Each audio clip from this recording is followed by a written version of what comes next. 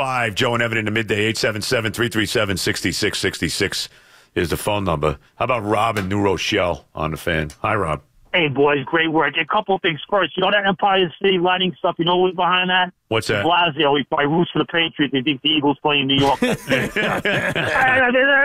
absolutely retarded. You can't even explain it. Can't make this. Anyway, before I get to the Patriots, last Friday, Boomer tried, his intentions were good. He dressed Gio up like Eric the Red. Now Gio's got to take that stuff, right, go down to Philly and dress that Rocky statue up like that and get rid of that stuff. You can't hold on to that stuff after a game like that. Well, wait, you said he dressed him up. Did he have like a Viking jersey on? He had to have a Viking. Right? No, he had a ski hat on, like one of those hats with a Viking hat on. Right. He had anything you could think of with the Vikings. It was on. It was right in front. But it wasn't like a Viking jersey. It was like you said. It was more like Eric the Red, Leif Erikson type. Yeah, thing. like Leif Erikson. So you got to take that. And anyway, as far as the Patriots go, that last caller who said the Patriots would trade. I mean, listen, Amendola's not Jerry Rice. Well, after Gronkowski went down, I'm watching the game. I'm saying, you know something? Jacksonville's going to the Super Bowl. I know Amendola's good, but the plays he made, it's like these guys go in the locker room at the Twilight Zone. It's unbelievable. That's why the guy's point is so weak. Yeah, right. It's very weak. Randy Extremely Moss, weak. Most guys, it's like you say with the Yankees, and they go to Lawrence. Gronkowski's an all-timer. I'll give you that. Hold on. Even though he gets hurt all the time. He probably is, but have we ever seen Gronk on a different team? We don't know. No, we don't. But we've seen other guys on different teams. That's true. And we've seen them not perform at nearly the same level. Randy Moss is a different story. He's the exception. He's a Hall of Famer. Right. But outside of that, you've seen a lot of guys underperform. It's amazing what they get out of guys. I mean, just think of some of the guys. Who's the running back that had that big game against the Colts? He's on the cover of Sports Illustrated. Remember this guy? Oh, yeah, Played 2 games. Gray, was that his last name? Gray? Jonas Gray. Jonas Gray, right. Yeah, it's this big game, scores 1 million touchdowns, rushes for how many yards it was. Then he's late for 2 minutes for a meeting. Out. You gone. See ya. I mean, come on. Look at James White and Deion Lewis. Please. Where are they elsewhere? Right. We could go on and on and on. And here's where Boomer really, really screwed up. With good intentions, but he doesn't get it. Giannotti gets it with the Vikings. He always has.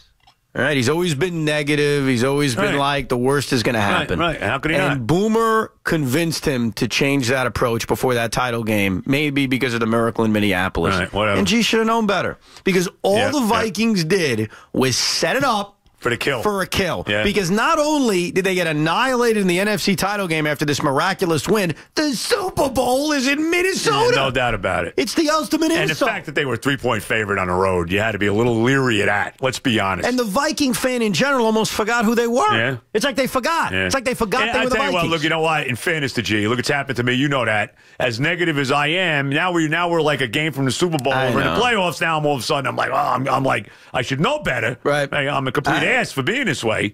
But, it's your team. Now you're getting excited. Hey, I'll tell you this, man. I've been excited, but ever since really it ended for me with the Spurs-Nets series. Ever since then, I was not confident Jets-Colts. I was not confident Jets-Steelers. Just remember one thing. Never confident. If we're in that situation again while we're still together, with teams we root for, I'm going to slap you at the back of the head. Make sure you hit me hard. Oh, I will. No, hit me hard. If I start, no, really, like real hard. Okay. If I start to lose it a little bit. You got it. Okay. Greg and Elizabeth. Greg, how are you? Hey, fellas, how you doing? Greg. Joe, I want to commend you for leaving Sammy Sosa off your ballot. Well, he's the only one. The only other guys, I just, there's something about Sammy. I just don't think Sammy was ever a player before steroids. I'll tell you this, Greg, you're going to commend a lot of people because I think Sammy I'm keeping track, I think he's got like 2 votes. Is that what it is? No one votes for Sammy Sosa. It's amazing. Right. When we talk about the steroid wars, Sammy is always the first one that comes up to me because this is the way I look at it. As of 1997, 2 people had hit 60 home runs or more. Right. Babe Ruth and Roger Maris when I was 10 years old. Then 1998 through 2001, those 4 years, Sammy Sosa averaged 61 home runs. Yeah, no, I know. It shows you how out of whack it is. Yeah. Yeah.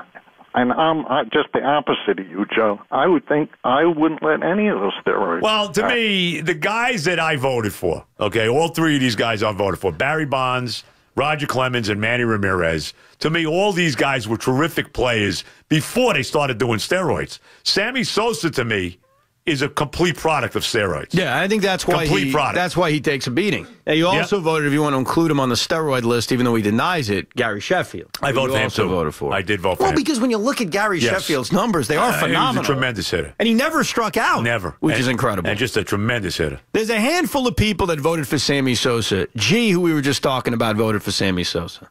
Al Dukes voted for Sammy Sosa. Though I don't know what Al knows. No offense to Al.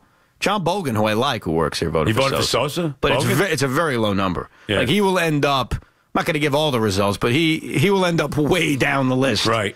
That's for sure. And I think that's just because people look at him the way Greg and you described him, as a guy that was purely a product of the steroids. And I think that's exactly what he was. We don't view Barry Bonds and Roger Clemens that way. Absolutely not. We just don't. John and Danbury. John, how are you? What's up?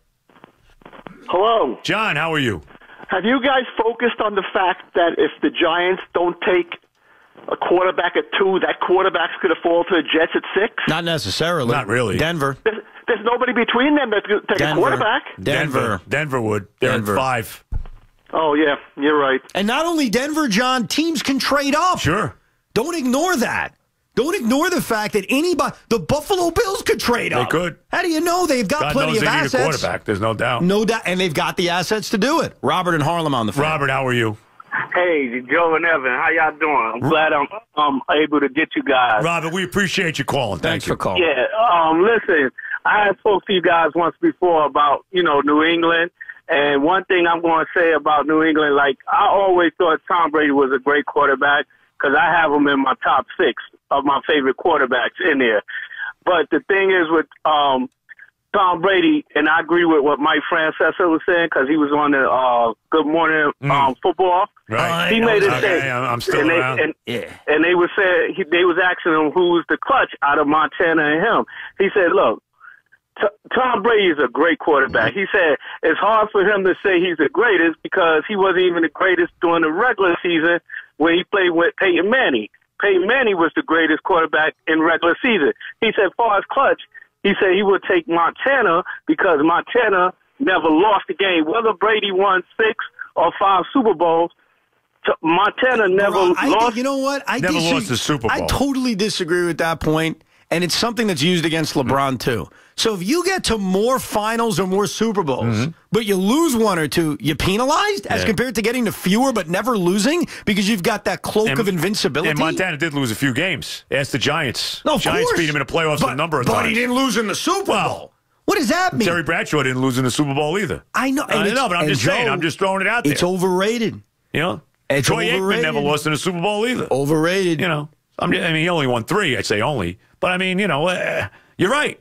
I don't think that should take away because Brady lost a couple Super Bowls. He went to more. The guy's won 5. You're literally. Come on. Mike's wrong about that. You're literally penalizing a guy because they went to more Super Bowls. I'm going to tell you right now. To me, one of the top 5 quarterbacks that ever played is John Elway. John Elway, to me, was unbelievable how great he was. The guy went to 5 Super Bowls. He lost 3. He gets blamed for the 3 he lost on a team teams that were far inferior to the teams that beat him. It wasn't even close. The 86 Giants, the 87 Redskins, and the 89 Niners. It wasn't even close. Yeah. How much better those teams were.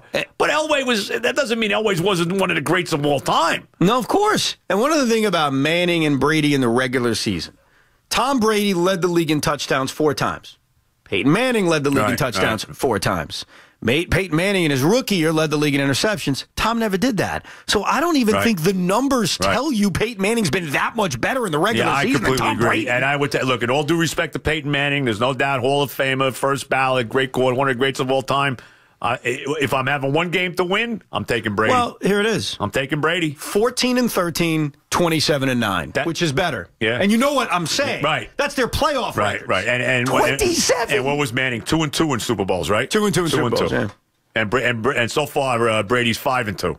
5-2. Right. And he's won almost double the amount of playoff games. I tell you, man, you don't have to like Tom Brady. It's very difficult to argue against him. And I think what ends up happening is you start making these weird criterias to knock him down, like, well, he lost Super Bowls. He's only been to more. That's really a criteria? Like I said, it was a knock on Elway, too, and it was unfair. It's stupid. And it's ridiculous. It's ridiculous. I agree with you, man. I agree with you. 6 minutes in front of 11. Toll-free numbers 877-337-6666.